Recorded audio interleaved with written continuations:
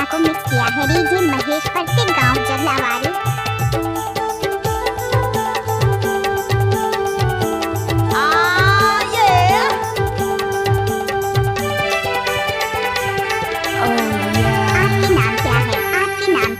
लाली के चूड़ी पहनले वो टूरी मोरना के ते पहनले वो चूरी मोरना के।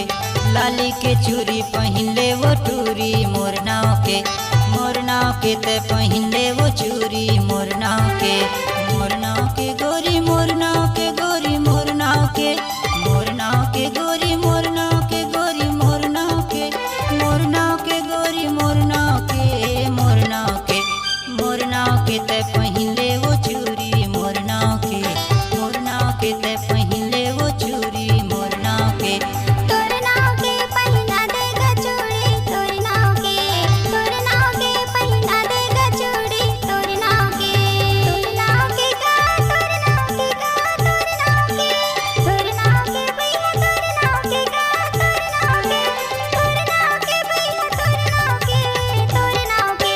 तोरना के पहिना देगा चूड़ी तोरना के पहिना देगा चूड़ी तोरना के। जब तक सूरज चांद रहेगा महेश परते का नाम रहेगा।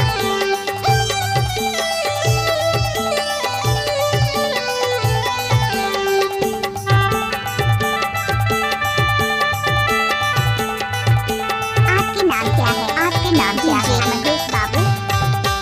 गैला डोंगर काटेल लकड़ी वो काटेल लकड़ी तोला रखे हाँ टूरी करे जब भीतरी वो मोरना के।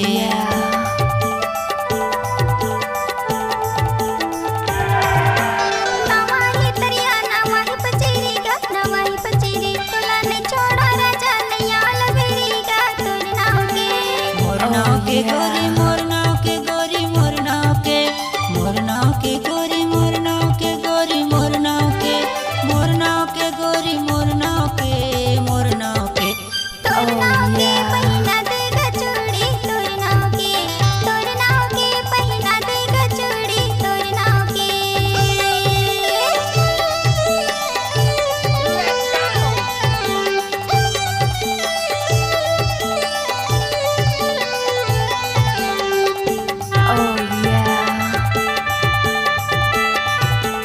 आपके नाम क्या है डीजे महेश बाबू? गयो बाजार ले हिल कंगना वो ले हिल कंगना तोला लेके मैं जाऊँ मोरे चंगना वो मोरना के।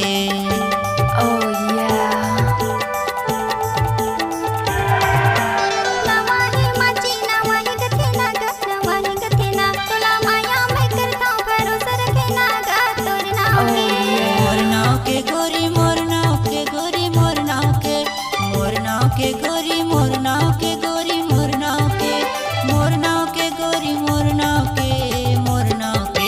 तोरना के पहिना देगा चूड़ी तोरना के पहिना देगा चूड़ी तोरना के।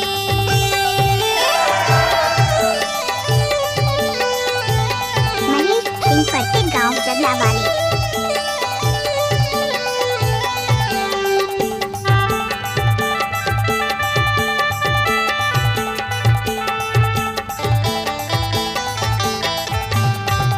आकाशे में चंदा दिखेल दुरिया वो दिखेल दुरिया तोर मोरे जोड़ी फबे बढ़िया वो मोरना के। डीजे महेश बाबू।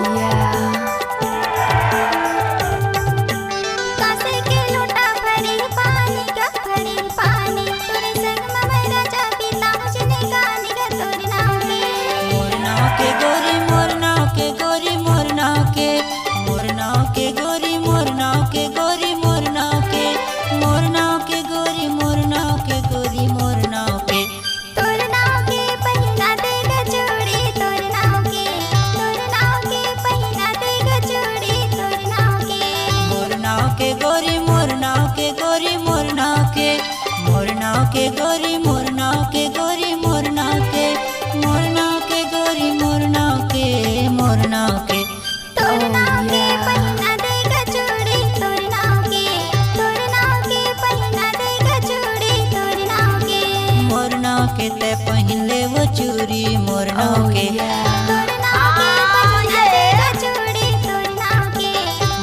नाव के ते पहिन ले वो चूड़ी मोर नाव के